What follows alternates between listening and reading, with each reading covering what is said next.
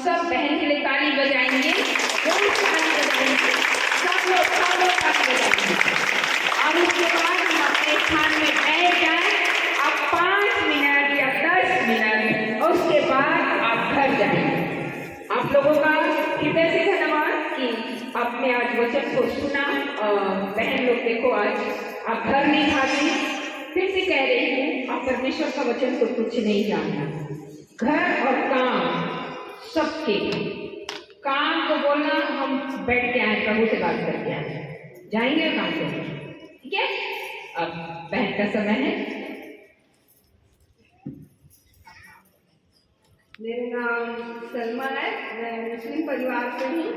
मैं प्रभु को नहीं जानती थी, तब की भी है गवाही मेरी, और अब की भी गवाही। मेरी गवाही बहुत सारी है, इतनी गवाही है कि मैं मतलब हर हफ्ता दूध को भी कम पड़ेगा, इतनी गवाही है कि प्रभु का मैं धन्यवाद देती हूँ कि ये दूसरी बार है जो परमेश्वर ने मेरे को दोबारा खड़ा किया, क्योंकि हो सकता है मेरी गवाही अधूरी हो और मैंने साफ साफ नीति सूरज फैसले के लिए, इसलिए मैं धन्यवाद देती हूँ कि मैं मुस्लिम परिवार से हूँ। और क्या बोलते हैं, मेरी गवाही है, मैं जब परमेश्वर को नहीं जानती थी, जब मैं कालीबाड़ी में थी, तो मेरी गवाही मतलब इतनी तबीयत खराब थी। जब मैं जाती थी वहाँ, तो मतलब हफ्ते में एक बार मीटिंग होता था वहाँ, तो मैंने जाने लगी वहाँ 1-2 बार। तो मतलब मैं जाती थी तो वहाँ के लोग क्या बोलते थे, ये मुस्लिम है बोले, प्रार्थना करवाने आती करके मेरी ननद को बता दी, मोहल्ले वाले ने। मेरी ननद ने 2 हफ्ते गई, तीसरे हफ्ते मेरे को पकड़ के लाए, बोलते तू बोले चल, बोले अपने धर्म को मान, बोले कोने में बैठ के बोले मतलब बुला अपने प्रभु को, तो तेरी सुनेंगे, तू यहाँ मत आ, ऐसा करके। तो मैंने फिर दूसरे हफ्ते में सोची सही बात है। और कुछ लोगों ने बोले नहीं, बोले सब कुछ छोड़ना पड़ता है बोले। फिर मैंने सोची बाप रे, ऐसा भी होता है। फिर मैं बोली नहीं, मरती हूँ तो मरूँ और जीती हूँ तो जीऊँ, बोले मैं अपना धर्म नहीं छोड़ूँ। पर मर के कहाँ जाऊँगी ये नहीं मालूम था मेरे को, पर मेरे को इतना तय था कि मैं मर के कहाँ जाऊँगी, पर ये छोड़ती नहीं, मेरे को नहीं जाना है किसी तरह में, ये मेरा था। ऐसे ही चलते रहा। उसके बाद मेरे मिस्टर भी थे, पर वो नहीं मतलब वो था कि हो सकता है मेरे मिस्टर रहे तो मैं नहीं छूँ, हो सकता है, इसलिए परमेश्वर ने मेरे मिस्टर को भी हटा दिया। मेरी गवाही बता रही हूँ, इसी मेरे साल की गवाही है। जब मैं घर में थी बहुत परेशान थी, प्रभु ने कभी कभी चाहता है कि हम जैसा बोलना चाहते हैं वैसा नहीं, कभी कभी नहीं बोल पाते हैं। मैं बहुत डिस्टर्ब थी, 31 तारीख पे बहुत डिस्टर्ब थी। मैंने प्रभु को बोली, प्रभु मैं क्या करूँ। आई रास्ते में थोड़ा सा चल के आई, बोली प्रभु मैं क्या करूँ, आज 31 तारीख है, मेरे घर में एक पैसा नहीं है, ऐसे करके। तो प्रभु बोले चलते रह, ऐसे करके। मैंने बोली ठीक है प्रभु, मैं चलते जा रही हूँ। जब मैंने चलते मैंने गोकुल नगर, संजय नगर, संतोषी नगर सब पार कर दी। मैं बिजली ऑफिस तक आई। जब मैंने वहाँ तक आई तो प्रभु ने मेरे को मैंने पुलिस लाइन तक आई, और मैं जब ट्रैफिक में ठहरी तब प्रभु ने बोले एक गीत आया मेरे को। मैंने गीत गाती रही। मैंने बोली प्रभु को, मैंने बोली प्रभु देखो मैं जब भैंस स्थान में थी तो मैंने प्रभु से बात करी, प्रभु मैं किसी से उधार नहीं मांगी, मेरे को आज 31 तारीख है, प्रभु मेरे को 1000 पेवा गए या तो फिर मेरे को मेरी बेटी का पेमेंट दिला। मैंने यही बोली प्रभु को। फिर प्रभु बोलता है अच्छा ठीक है चलते जाओ। मैंने चलते जाओ, मैं प्रभु को क्या बोली, 1000 दिलवा दो या तो फिर मेरी बेटी का पेमेंट दिला दो। मैंने बोली वैसी बोली, और मैं चलते गए। उसके बाद मैंने सब चीज पार कर ली, गोकुल नगर पार कर ली, संजय नगर पार कर ली, डिगरा पार कर ली। उसके बाद में मैंने जब पुलिस लाइन में उतरी, ठहरी ट्रैफिक में, तब मैंने बोली प्रभु मैं इतना पार कर लिया, अब कितना दूर चलूं। तो प्रभु बोला फिर चलते। मैंने सोची ठहर के, फिर उसके बाद में मैं थोड़ा देर के बाद में जब वहाँ ट्रैफिक छूटा, मैंने कालीबाड़ी पहुंची। कालीबाड़ी पहुंचने के बाद जस्ट मेरे को कहा वहाँ 1000 मिला। 1000 मिला। मैं बोली वाह प्रभु 1000 ऐसा कर। जब मैं देखी वहाँ तो मैंने प्रभु को शुक्रिया धन्यवाद दी। उसके बाद धन्यवाद देने के बाद में मैं प्रभु को एक गीत गाई। मैं बोली प्रभु धन्यवाद की गीत गाई। मैं बोली योग्यता से बढ़ गया मैं अपनी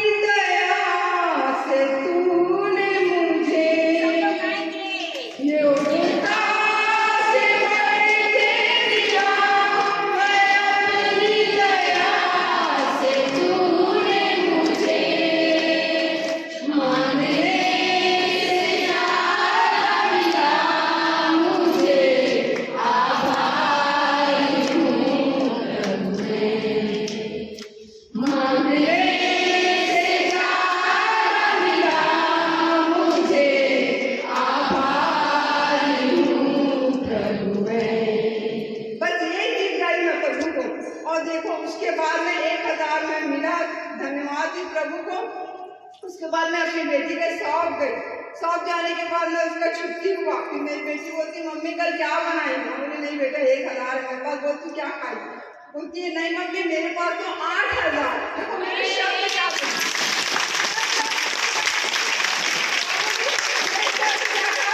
शब्द क्या थे इस गीत के द्वारा? मांगने से ज्यादा प्रभु दूध दिया मुझको, मांगने से ज्यादा मिला मुझे, आभारी हूँ प्रभु मैं। कितना हो गया? 9000। 1 से 10 मिनट के पहले मेरे पास 1 रुपया नहीं था और 10 मिनट के बाद कितना हो गया? 9000। मैं 3 विषय बताऊंगी प्रभु को, 3 पैसे के विषय में 3 बताऊंगी। उसके बाद में हम लोग मैं धन्यवाद देने में प्रभु को नहीं शर्माती, चाहे वो रोड हो, घर हो, चाहे वो किसी जगह पे। क्यों? प्रभु ने हमारे जीवन में जो काम करता है तो वो नहीं शर्माता तो हम क्यों शर्माते? मैं कहती मैं 2 हाथ नहीं उठाती हूँ, लोगों को ऐसा लगेगा और क्या कर रही है, इसलिए मैं 1 हाथ बढ़ा के प्रभु को दिल से धन्यवाद देती हूँ। क्योंकि प्रभु ने इतने बड़े-बड़े चमत्कार मेरे जीवन में करता है तो जब वो नहीं शर्माता तो मैं क्यों शर्माऊं? और मैं रोड वाले को नहीं देखती कि कोई मेरे को देख रहा है। क्या प्रभु को ये मेरे जीवन में जब काम करते समय नहीं देखते क्या? उसको भी तो शर्म आती है, पर वो नहीं शर्माता तो मैं क्यों शर्माऊं? इसीलिए मैं प्रभु का हमेशा धन्यवाद देती हूँ, हाथ उठा के चाहे रोड छूता हूँ। मैं 3 विषय बताऊंगी पैसे को लेकर। ये मेरी पहली कमाई थी। दूसरी कमाई इसी पैसे को लेकर 3000 का मैं बीसी खेल रही थी। अब 3000 का मेरे को 7 तारीख को बीसी देने का था और मेरे को 3000 देने का। तो 3000 में से अचानक मेरे को 15 तारीख को मैं भूल रही बीसी देना। अचानक मेरी बहन का कॉल आता है, बोलते बेटा मेरी बेटी का न्याय। जैसे मेरी आदत है मैं घूमने टेक के ही बाहर जॉब जाती हूँ, तो बोलते मम्मी को फोन में बोले आज तारीख है, डेट आखिरी डेट है, बोले मम्मी को पैसा देना है, 15 तारीख है, बोले 3000 देना है। मैं हड़बड़ा गई, मैं मेरे को अपने में क्या करूँ, मेरे पास तो 300 नहीं है, ये 3000 बोल रहे कैसे करें? क्या करूँ? अभी मेरी बेटी को देखो, मेरे शब्द देखो, मेरी सोच देखो। जैसे दीदी ने अभी कहा चिट्ठी वाली सोच रखोगे तो कभी काम नहीं होगा। कमजोर बुद्धिर काया वाला सोच रखोगे तो कभी काम नहीं होगा। परमेश्वर में अधीन रहो तो क्या होता है? शैतान तुम्हारे सामने से भाग जाएगा, है ना?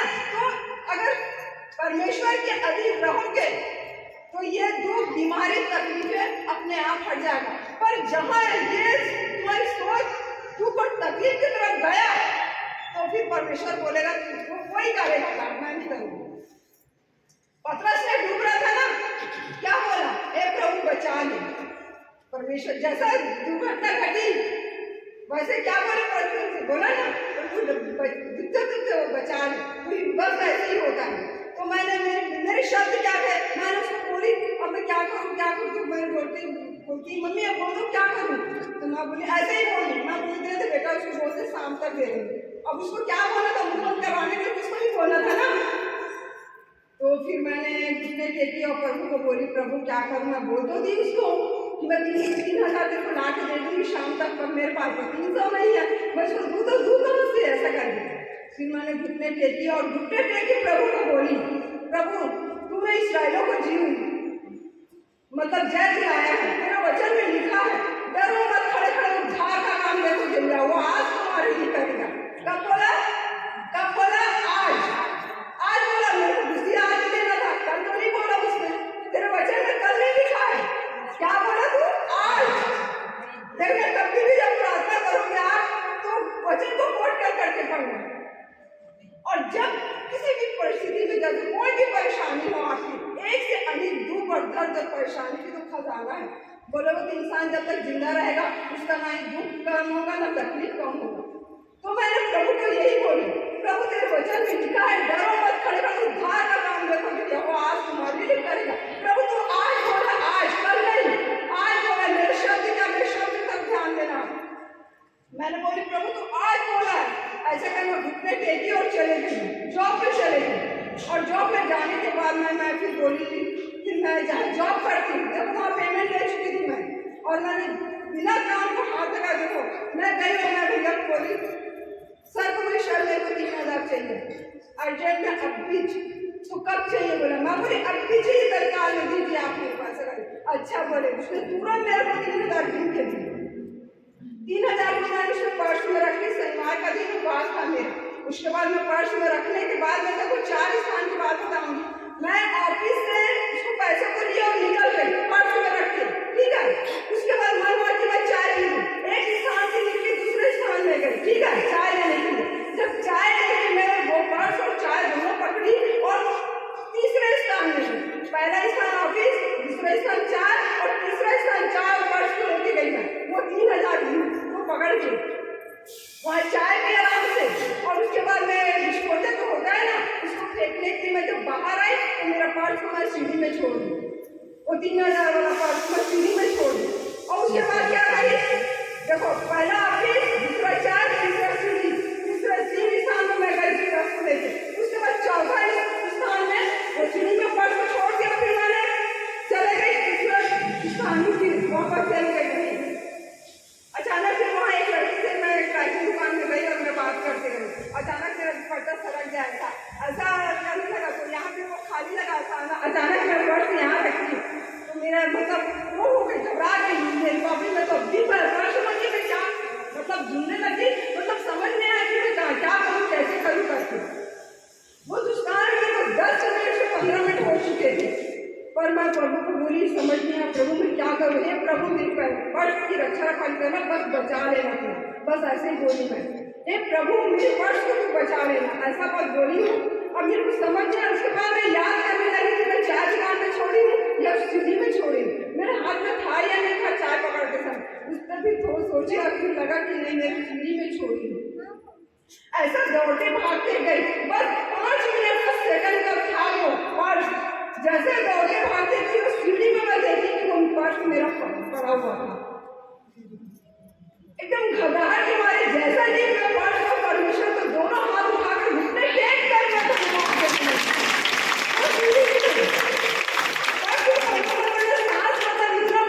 दौड़ने की वजह से वो आज 3,000 नहीं मिलता था, आज मेरा 20 का आखिरी दिन था। आज तो तू बचा लिया।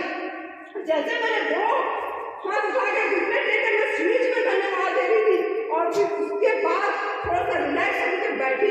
ऊपर से एक मैडम आ रही थी, वो मैडम मेरे को जानती है, बोलती दीदी आप सीढ़ी में बैठो, एक काम करो ना, नीचे मोटर चालू है आप उसको बंद कर दो। और यहाँ दीदी मैं कर देती हूँ।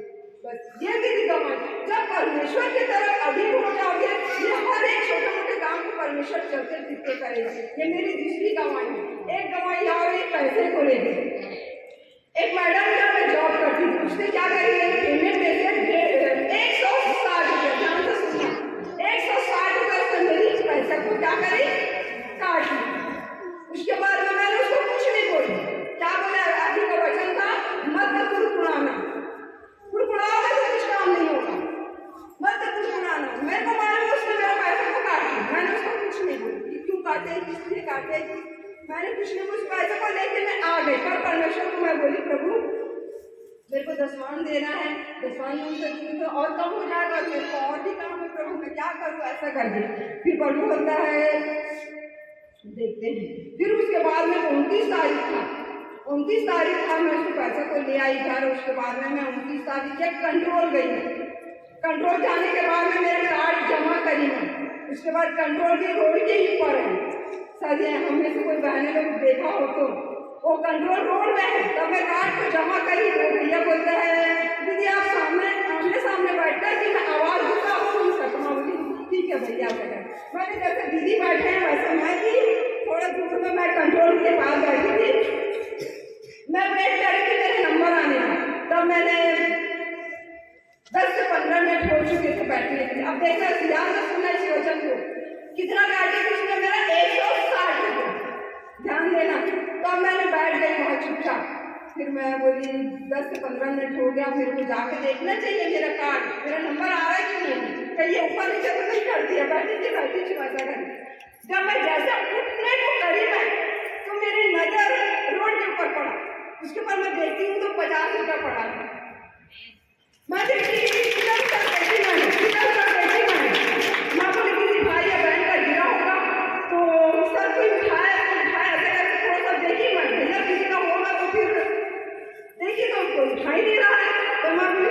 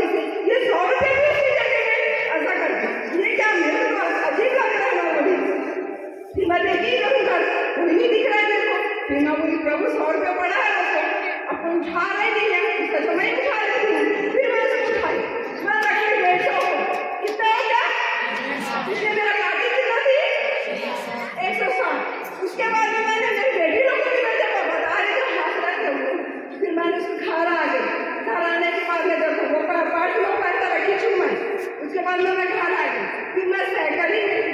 जैसे मैं 7 बजे की मीटिंग के लिए यहाँ आ रही थी, आते आते मेरे को हीरा मैके के पास एक लड़का आगे जा रहा था और मैं उसके पीछे थी। 10 का नोट वहाँ हीरा मैके के पास पड़ा था।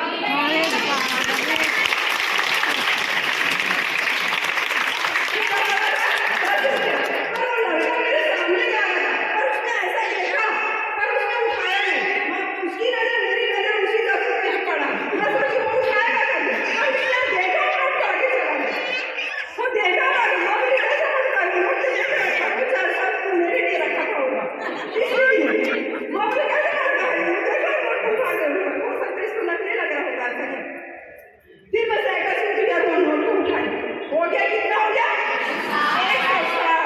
तुम्हारी हानि को भरने वाला परमेश्वर है। जब तुम फुसलाओगे नहीं, जब तुम बुढ़ाओगे नहीं, जब तुम दुख और तकलीफ और परेशानी की तरफ बिल्कुल भी नहीं देखोगे, ध्यान पर हटा के जला दो। मेरे जिंदगी में आप यही नहीं करोगे। जब मैं परमेश्वर में नहीं थी, मेरा बहुत कम दुख था, और परमेश्वर में आने के बाद इतना दुख अति में दुख। पर परमेश्वर कभी कभी जांचता भी तो है, और उस जांच में भी परमेश्वर मेरे को खड़ा है। और जो है ऐसा खासियत जो परमेश्वर ने इतनी बड़ी बड़ी गवाही दे रहा है। मेरी गवाही यह है कि मैंने मेरे दुख और तकलीफ में मैंने किसी को बताती नहीं, बस यही मेरी खासियत है। और परमेश्वर ही नहीं चाहता कि तुम टुकड़ा और लोगों को आप मोहल्ले वाले परिवार को बताओ। यही मेरी खासियत है, और इससे भी बड़ी बड़ी मेरी इतनी गवाही है जो आप सुनोगे तो परमेश्वर ने चाहेगा तो जरूर बताऊंगी। तो कितना हुआ 160। पर परमेश्वर को मैं बोली, प्रभु अगर देना ही था 160 तो उसी जगह में दे देता। यही